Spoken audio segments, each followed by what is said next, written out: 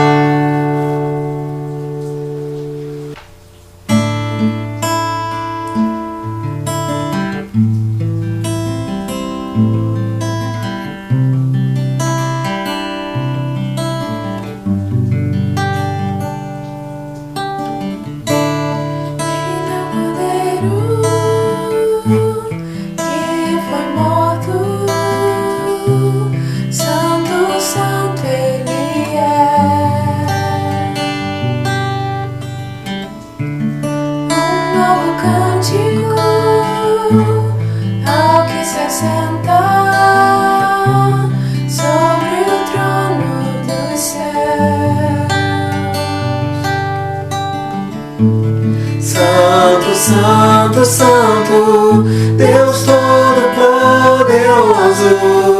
que era e é e há de vir. Com a criação eu canto louvores ao Rei dos Reis. És tudo para mim e eu te adorarei.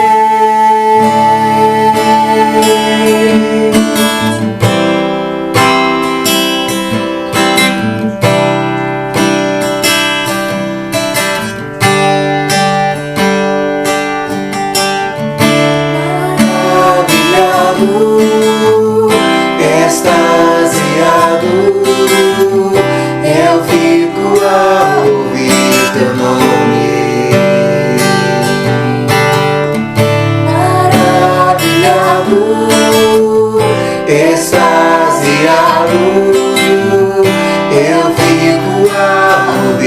teu nome.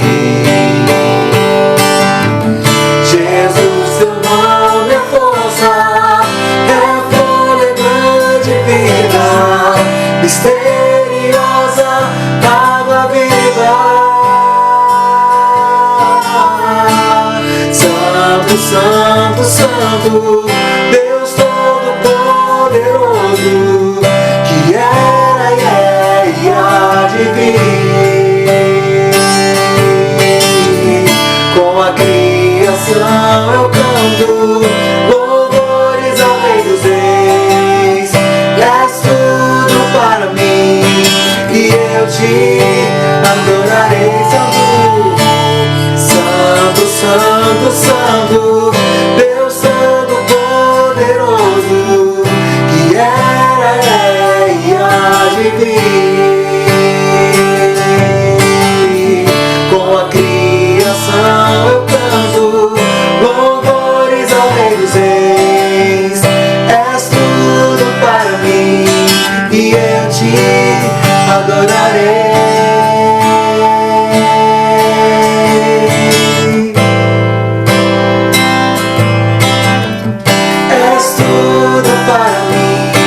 E eu te adorarei.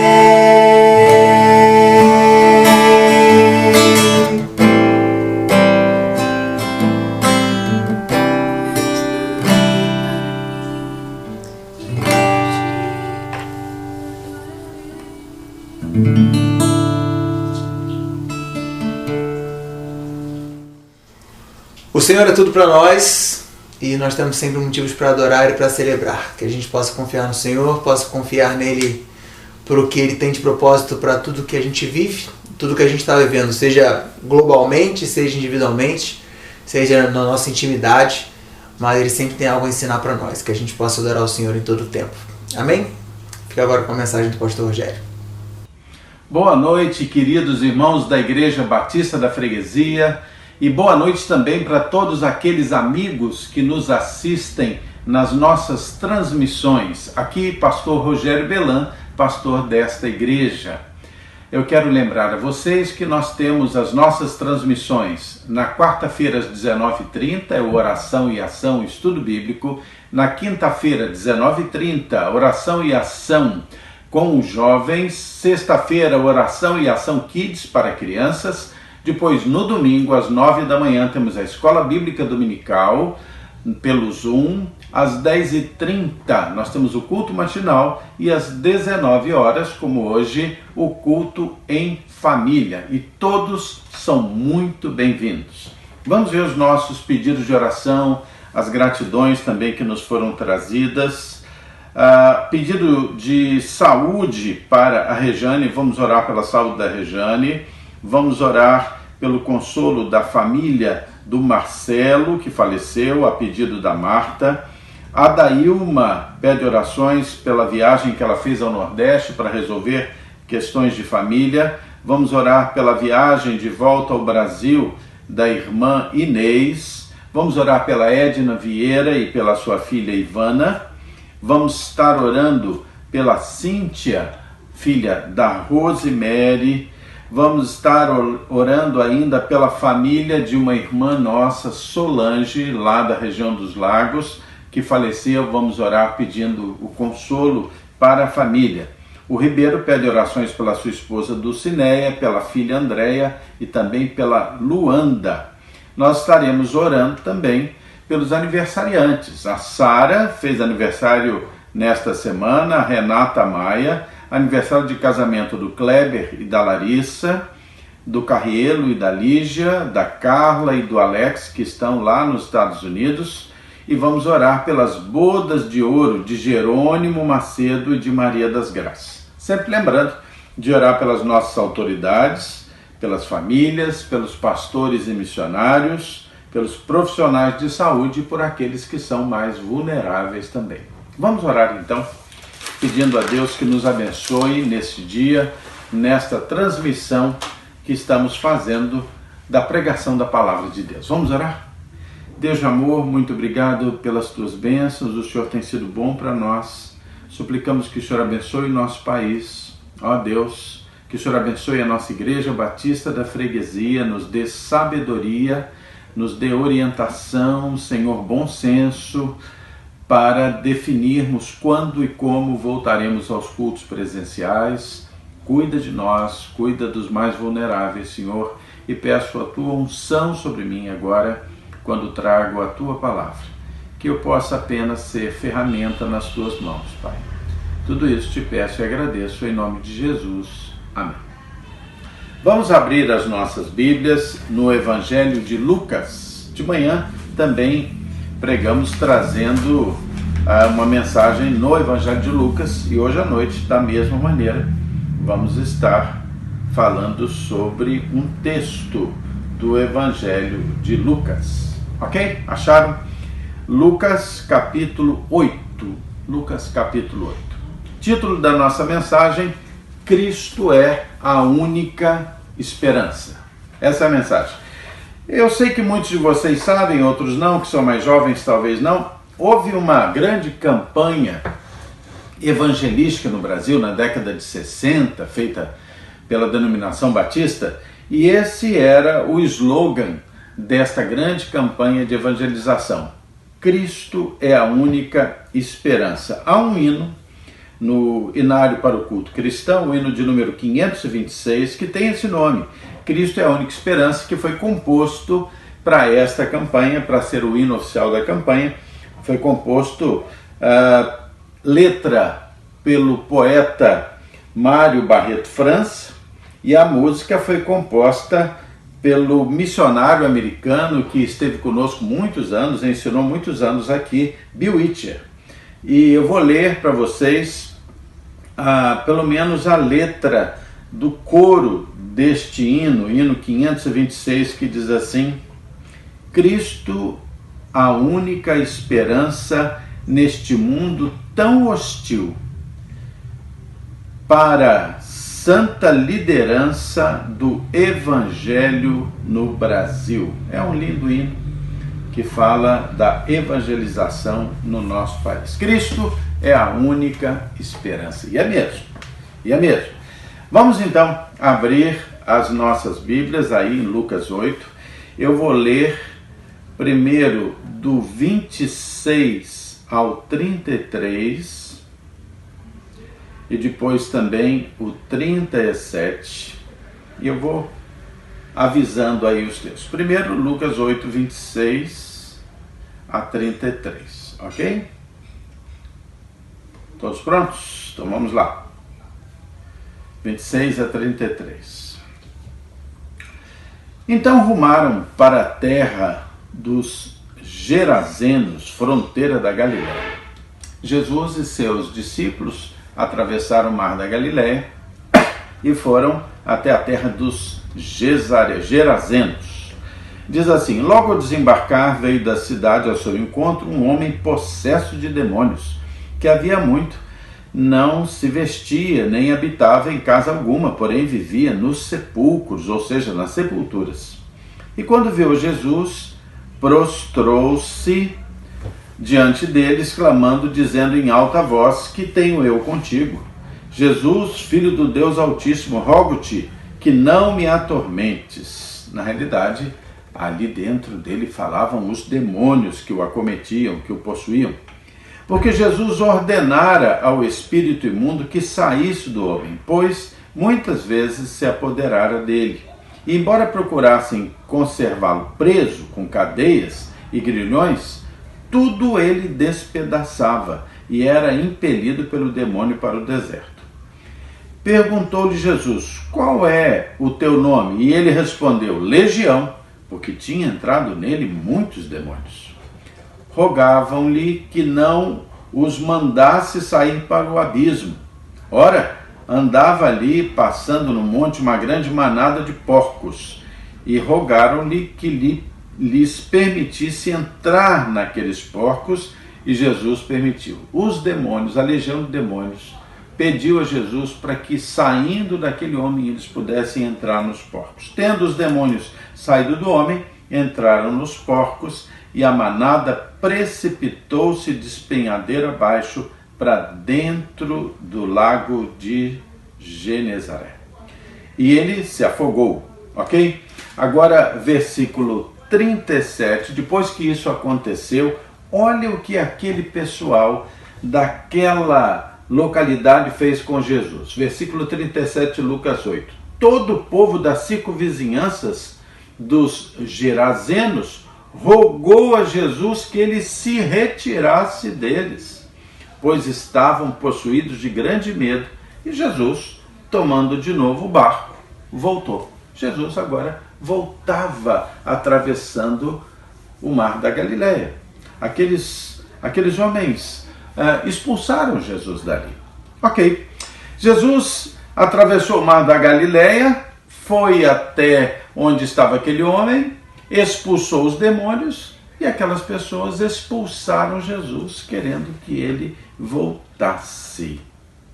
Jesus voltou, a Bíblia diz que eles navegaram, devem ter navegado ali, remado pelo menos 13, 14 quilômetros, voltaram, e quando Jesus chegou do outro lado, aconteceu algo completamente diferente. Nós vamos ver isso aí nos versículos 40 a 42 e depois 49 a 56. Abra aí Lucas 8 agora, 40 a 42, diz assim: ao regressar Jesus, a multidão o recebeu do outro lado do mar da Galileia, o recebeu com alegria, porque todos o estavam esperando. Eis que veio um homem chamado Jairo, que era o chefe da sinagoga, e prostrando-se aos pés de Jesus, lhe suplicou que chegasse até a sua casa, pois tinha uma filha única de uns 12 anos que estava à morte. A gente observa dois grupos, né? Um grupo estava do outro lado do mar da Galileia, lá daquele outro lado dos Gerazenos. Jesus foi, expulsou o demônio de alguém e as pessoas o expulsaram. Ele atravessou o mar da Galileia e quando chegou do outro lado, pelo contrário, ele foi recebido com grande alegria. Duas diferentes formas de lidar com Jesus. Duas diferentes posições diante de Jesus. Nos genezarenos, os criadores de porca disseram: Jesus, vai-te daqui. Do outro lado, em Cafarnaum, Jairo, um mestre da sinagoga, diz: suplico, chega na minha casa. A humanidade tem essa característica. Há pessoas que tentam expulsar Jesus das suas vidas, que não recebem Jesus nas suas vidas. E há pessoas que o recebem com alegria, clamam, suplicam, chega na minha casa. E eu quero então apreciar com vocês esse momento em que Jairo chama Jesus para estar na sua casa. Para isso, nós vamos ler dos versículos 49 a 56. O texto vai nos contar o seguinte: falava ele ainda quando veio uma pessoa da casa deste chefe da sinagoga, dizendo: mestre, a tua filha já está morta, não incomodes mais Jesus. Mas Jesus, ouvindo isso, lhe disse: não temas, crê somente, e ela será salva. Tendo chegado à casa, a ninguém permitiu que entrasse com ele, senão Pedro, João, Tiago e bem assim o pai e a mãe da menina. E todos choravam, pranteavam, mas ele disse: não choreis, ela não está morta, mas dorme. E eles riram dele, porque sabiam que ela estava morta. Entretanto, ele, tomando-a pela mão, disse-lhe em voz alta: menina, levanta-te. Voltou-lhe o espírito, e ela imediatamente se levantou, e ele mandou que lhes dessem de comer. Seus pais ficaram maravilhados, mas ele lhes advertiu que a ninguém contassem o que havia acontecido. Muito bem. Gostaria de pensar com vocês em alguns fatos marcantes dessa história de Jairo e também da cura, ressurreição, cura da sua filha. Jairo, apesar de ser uma pessoa de muito prestígio naquela sociedade, ele foi humilde. O versículo 41 de Lucas 8 diz que eis que veio um homem chamado Jairo, que era o chefe da sinagoga, e prostrando-se aos pés de Jesus, lhe suplicou que chegasse à sua casa. Aquele homem, apesar da sua posição, apesar do poder que havia sido constituído nele, ele se colocou de forma humilde diante de Jesus. Ainda que chefe da sinagoga, foi humilde. Ainda que a sua religião, o judaísmo, ele não concordasse com o cristianismo, em que o poder único estava sobre Jesus, ainda que o cristianismo entenda que só Jesus é Senhor, Salvador, suficiente, exclusivo, ainda assim, Jairo foi humilde. Ainda que o Sinédrio, que era a suprema corte dos judeus, já procurasse incriminar Jesus, e sendo ele, Jairo, o mestre ou o líder da sinagoga, isso o tornava uma pessoa que também administrava o serviço religioso, que administrava a escola, que administrava o tribunal de justiça daquela sociedade. Ainda assim, ele foi humilde. E o texto acaba por nos mostrar que esse Jairo, ele se ajoelhava diante de Jesus. Queridos, não há outra forma de se aproximar de Jesus que não seja com humildade. Há um teólogo que comenta esse texto, John Henry Burney. Ele diz o seguinte: não há lugar na terra mais alto do que estar aos pés de Jesus.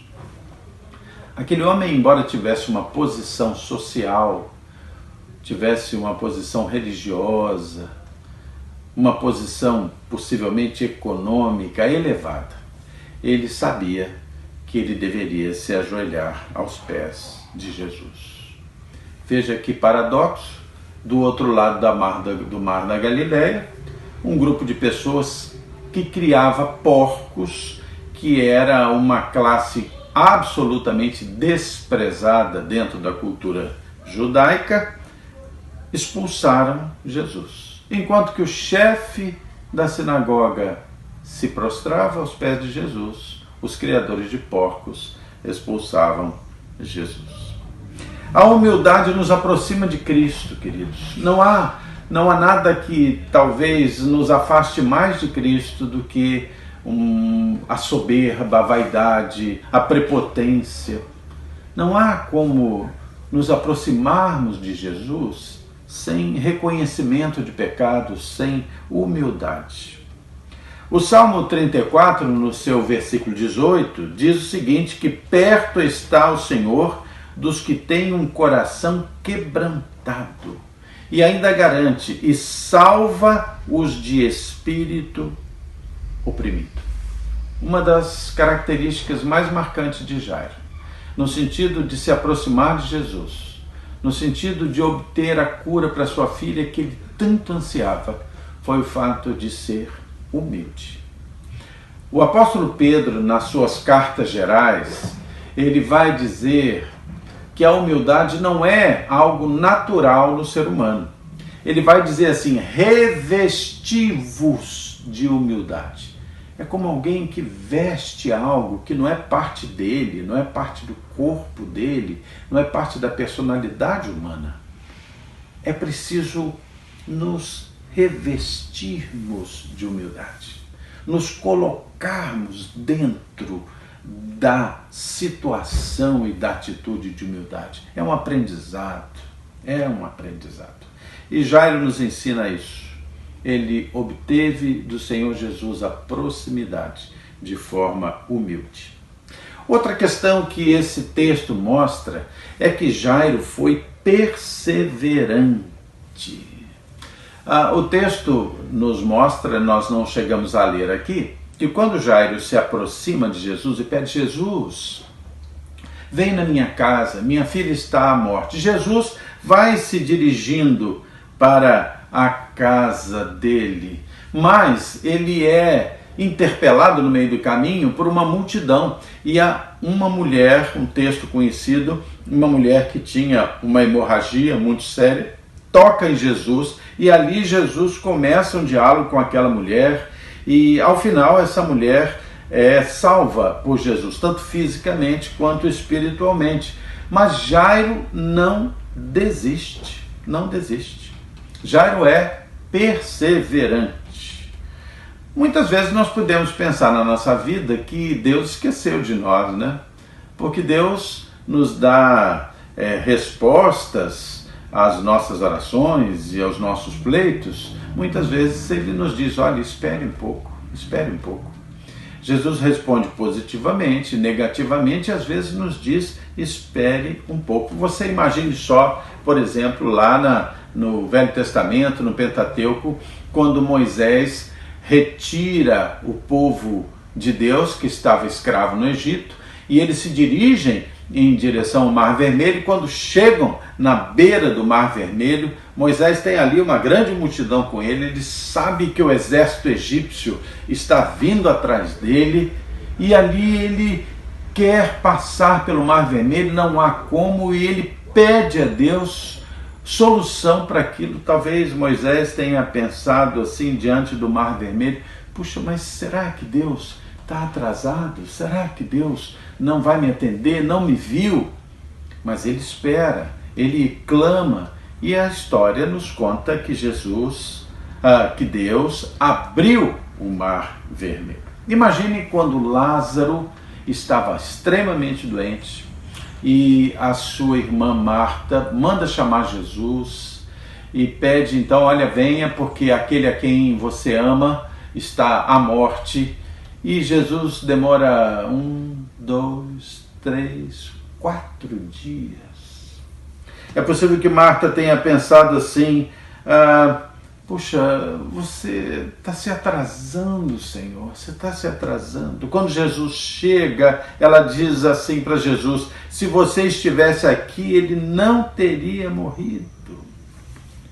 Mas aí Jesus chega e diz: Lázaro, vem para fora. E Lázaro é ressuscitado. Jairo também era uma pessoa perseverante. Ele soube esperar, ele soube permanecer e disse a Jesus: Senhor, vem, minha filha está à morte. Talvez tenha pensado: será que ele vai se atrasar? Mas Jesus foi até ele, e Jesus foi até a sua filha. Eu passei uma vez uma situação na minha vida que algumas pessoas conhecem. Eu sofri em 2014 um infarto, e a liberação das medicações e dos procedimentos foram muito custosas. Minha esposa Magali teve que lutar muito por conseguir na justiça os tratamentos que eu precisava para sobreviver. Eu tive uma obstrução muito grave em uma coronária muito importante, uma obstrução de 95% dessa coronária. E o exame veio assim: obstrução de 95% com inúmeros coágulos na passagem. Ou seja, qualquer coágulo daquele, por pequeno que fosse, antes ou durante o cateterismo, se soltasse, fecharia a coronária e eu morreria imediatamente. Muito bem. Quando eu finalmente conseguimos que eu fosse para um hospital, o Hospital Mário Leone, que tinha esse processo de cateterismo, de hemodinâmica para colocação de stent, quando eu cheguei lá, as coisas começaram a atrasar de novo. Depois de esperar vários dias, 9 dias, conseguimos chegar lá e precisava urgentemente fazer aquele cateterismo, aquele procedimento hemodinâmico. Cheguei no início da tarde e eles disseram: não vamos poder fazer hoje. Não vamos poder fazer hoje. E eu fiquei pensando, puxa, talvez eu não sobreviva essa tarde e essa noite. Mas interessante acontecer o seguinte: por causa daquela espera e por causa das ações judiciais para que fossem liberados os exames e liberados os procedimentos, a justiça impôs que todo e qualquer medicamento que fosse necessário poderia ser usado em mim. E aqueles médicos daquele hospital tiveram acesso a um remédio caríssimo, um remédio raro, que era um remédio que dissolvia dentro das coronárias todos os coágulos que houvesse. E naquela noite, eu passei a noite sendo medicado com aquele caríssimo remédio. Quando foi feito a hemodinâmica pela manhã, não havia mais nem um coágulo dentro da minha coronária. E o procedimento hemodinâmico de colocação do stent pôde ser feito com completo sucesso. Aquele espere um pouco mais significou salvar a minha vida.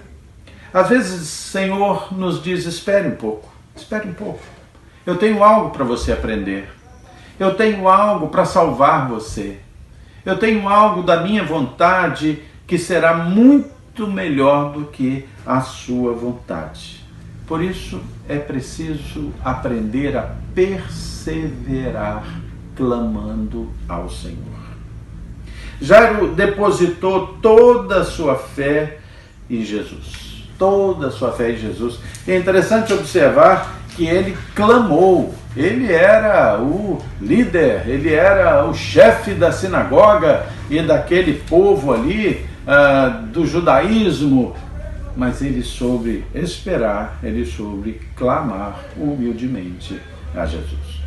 Ele creu de todo o coração que Jesus seria a única esperança da família dele, da filha dele. É maravilhoso descobrir que a fé também pode ir além daquilo que é razoável, pode transcender a razão. A fé foi maior do que a razão. Veja o que está aí em Lucas 8, no versículo 49, que diz: falava ele ainda quando veio uma pessoa da casa do chefe da sinagoga. Então, já ele estava falando com Jesus, veio alguém da sua casa dizendo: tua filha já está morta, não incomodes mais o mestre. Jesus havia parado, como eu disse, no meio do caminho para curar uma mulher que tinha uma grande hemorragia, e logo veio para Jairo uma palavra de desestímulo. Isso acontece na nossa vida muitas vezes. Às vezes nós estamos numa luta, precisamos de encorajamento, precisamos ter esperança, e alguém vem com uma palavra de desestímulo. Olha o que foram dizer para aquele homem: não incomode mais o mestre, tua filha já está morta. Como isso é comum, que nós ouçamos palavras de desestímulo, mas é preciso lembrar que a fé vai além da razão. A fé transcende a razão. Nesse mesmo episódio que eu contei para vocês, quando nós chegamos no hospital para fazer esse procedimento, e o procedimento teve que ser adiado para o dia seguinte, lá havia um médico que foi muito atencioso, o Dr. Vinícius, e ele veio bem-humorado falando o seguinte para a gente: olha, a CDA é a coronária descendente anterior, que era justamente a minha coronária que estava entupida, aliás, a única que estava entupida. Ele diz: essa coronária é chamada de fazedora de viúvas. Olha que palavra de desestímulo. Falou isso para mim e para Magali. Ali, que palavra. Ele talvez não tenha feito isso por mal, nem sempre as pessoas fazem por mal, mas às vezes elas fazem por falarem algo sem noção, ou no caso do servo de Jairo, veio da casa, talvez ele também estivesse arrasado pelo fato da menina estar tão mal, estar à morte. talvez ele estivesse tão triste quanto a família e também porque ele já havia perdido a esperança. Mas nós temos que lembrar que Jesus Cristo é a única esperança. O versículo 50 de Lucas 8 vai nos dar uma das expressões mais lindas da Bíblia. Quando aquele funcionário de Jairo disse: olha, não adianta, não incomode o mestre, tua filha já está morta, o texto diz assim no versículo 50, mas Jesus, ouvindo isto, lhe disse: não temas, crê somente e ela será salva. Que frase! Não temas, crê somente. Essa frase é uma frase que nós temos que levar para a vida. Essa frase é uma frase que você precisa levar para a sua vida. Pensar em Jesus lhe dizendo: não tema, crê somente. Sabe, queridos, a fé tem a propriedade de expulsar o medo da nossa vida. A fé nos traz uma coragem que nós sequer compreendemos. Havia um pastor que já faleceu, o pastor Mauro Israel, foi pastor de uma grande igreja em São Gonçalo. E ele dizia uma frase que era a seguinte, de que o medo é um guarda armado na porta das oportunidades. Nós não podemos deixar o medo nos destruir, nos anular, nos impedir de avançar nas oportunidades da vida. Não temas, crê somente. Jesus poderia ter encorajado Jairo e dito apenas assim: olha, Jairo, não temas. Mas ele disse: não temas, crê somente. Crê em quê? Jesus estava dizendo: Jairo, crê em mim. Crê em mim. E quando Jesus diz para Jairo: não temas, crê somente, como se dissesse: crê somente em mim, é como se Jesus estivesse fazendo uma promessa a ele. Jesus nos faz promessas. E nós temos que ter uma visão clara de que nós temos perdido o conceito de que a nossa fé é única e é suficiente em Jesus Cristo. Atos 4,12 vai dizer que não há outro nome em que nós possamos ser salvos. Só Jesus.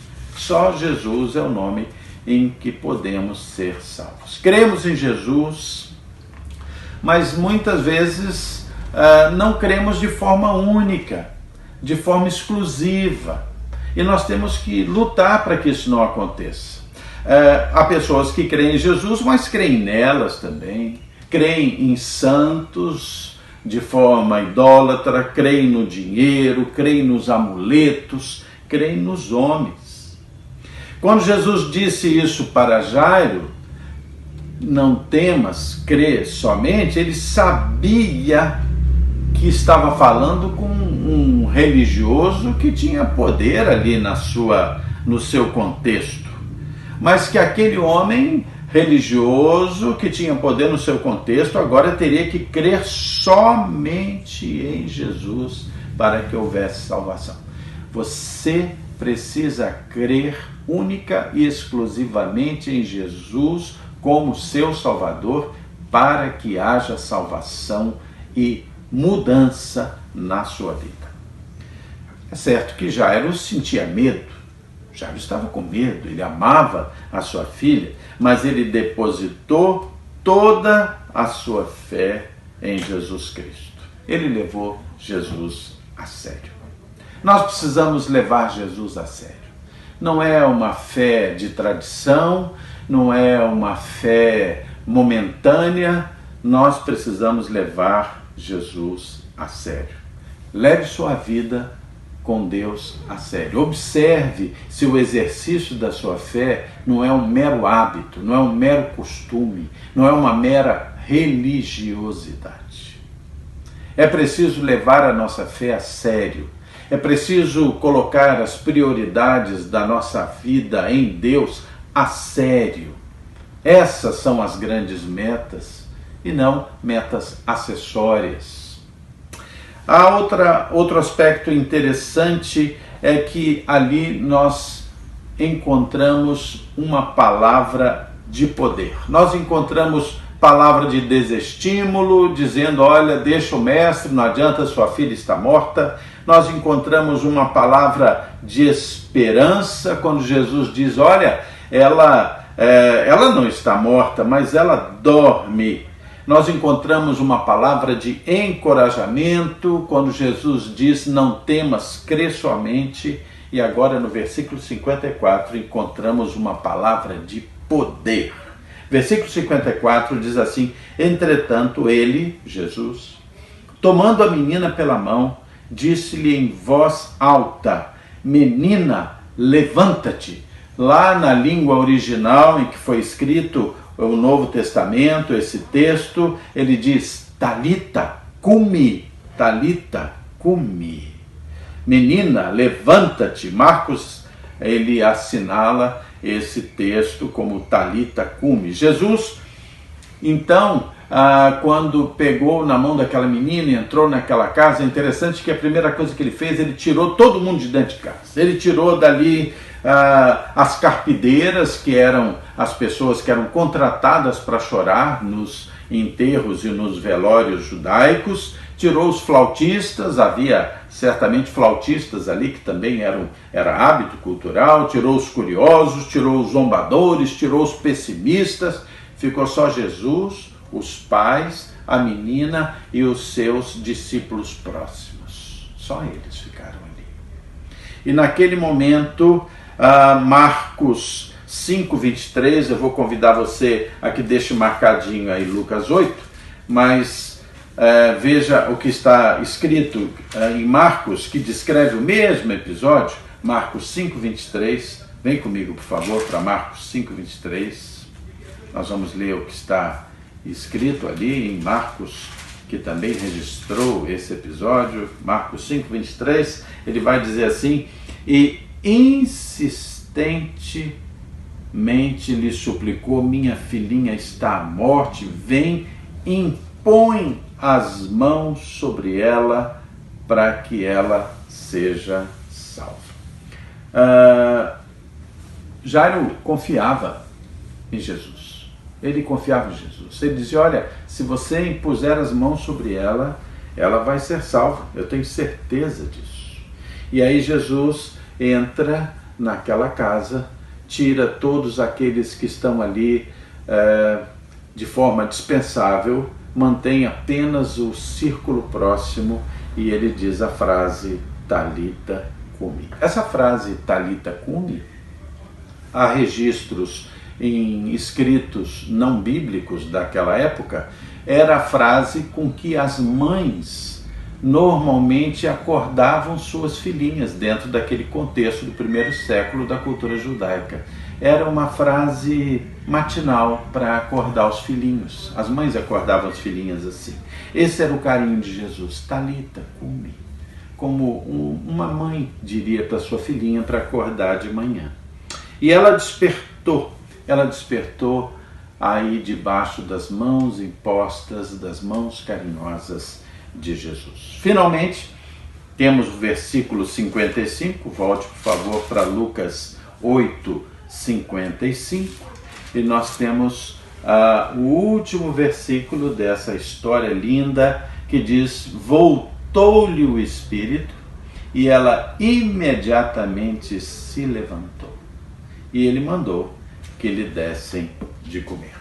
Queridos, a filha de Jairo estava restaurada. A filha de Jairo estava morta, mas agora está viva. A filha de Jairo agora tinha fome e deveria ser alimentada. E eu quero fazer um paralelo com você. A Bíblia diz que todos pecaram e destituídos estão da glória de Deus. A Bíblia nos ensina que o salário do pecado é a morte. Então, pessoas que estão em pecado, distantes de Cristo, não creem no Senhor Jesus como Senhor e Salvador, estão mortas espiritualmente. E no dia em que elas morrerem fisicamente, elas então estarão mortas eternamente e separadas de Deus.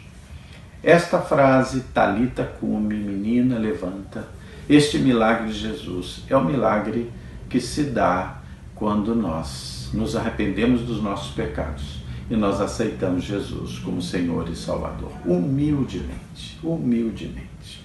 A filha de Jairo é você. A filha de Jairo sou eu.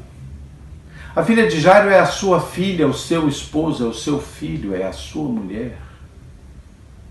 A filha de Jairo somos nós, que mortos nos nossos pecados, quando impõe sobre nós as mãos Jesus Cristo Salvador,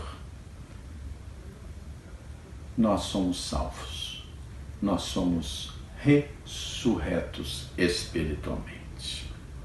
Todo aquele que é salvo por Senhor Jesus é alguém a quem ele disse, Talita cumi.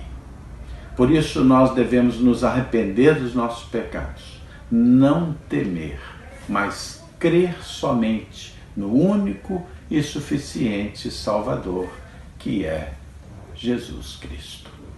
Crê no Senhor Jesus e serás salvo, tu e a tua casa. Não temas, crê somente. Amém? Nós vamos orar agora. E você pode fazer no seu coração uma decisão aceitando Jesus como seu Senhor e Salvador. Ouvindo a palavra de Jesus que diz: José, João, Maria, Lúcia, Andressa, Norma, levanta-te, levanta-te. Talita cumi. O Senhor quer restaurar e quer salvar você. Amém? Vamos orar, vamos orar. Senhor Deus, muito obrigado, Senhor, pelo teu amor, pelo teu poder, pela tua bondade, Senhor, pela tua paciência conosco, Senhor. Ó Deus, ainda, Senhor, que todos sejam pecadores, estejam destituídos da tua glória, ainda que saibamos que o salário do pecado é a morte, nós te agradecemos, porque sabemos que o dom da vida está com o teu Filho que morreu na cruz por nós. E Ele deseja o nosso bem, e Ele deseja, Senhor, que todos nós saiamos da morte para a vida eterna, Senhor, e nós te agradecemos isso. Senhor Deus, toca no coração daqueles que ouviram essa mensagem, que muitos possam, Senhor, se arrepender dos seus pecados e possam se curvar humildemente diante de Jesus, como fez Jairo, que possam perseverar, que possam, Senhor, não se dobrar diante das palavras de desestímulo, mas que possam compreender que só Jesus Cristo é a única esperança. Senhor Deus, eu suplico as tuas bênçãos para a nossa igreja, para os aniversariantes. Senhor, eu te suplico que o Senhor tenha misericórdia e atenda os pedidos que aqui foram apresentados na medida da tua soberania bondosa. Senhor Deus, eu te suplico também que o Senhor abençoe e console aqueles que perderam seus entes queridos e nos dê proteção. Peço ainda, Senhor, que o Senhor abençoe os profissionais de saúde, abençoe, Senhor, aqueles que de uma forma ou de outra são mais vulneráveis, guarda-os do mal, abençoa pastores, missionários, Senhor. E eu peço que o Senhor abençoe os dirigentes da nossa pátria. Senhor, tem misericórdia do nosso Brasil. Não permita, Senhor, que aqueles que não sejam os que o Senhor escolheu tenham mando na nossa pátria. Protege os bons. Só o Senhor é capaz de enxergar o coração dos homens e das mulheres. Protege, Senhor, blinda, dá sabedoria, Senhor, dá resiliência aos bons. Eu quero suplicar que o Senhor também fale aos corações dos maus, para que eles sejam transformados. E se não o forem, se não aceitarem no uso do seu livre-arbítrio, retira-os do poder, é o nosso pedido, Senhor. Tudo isso eu te peço e te agradeço, ó Deus, em nome de Jesus. Amém.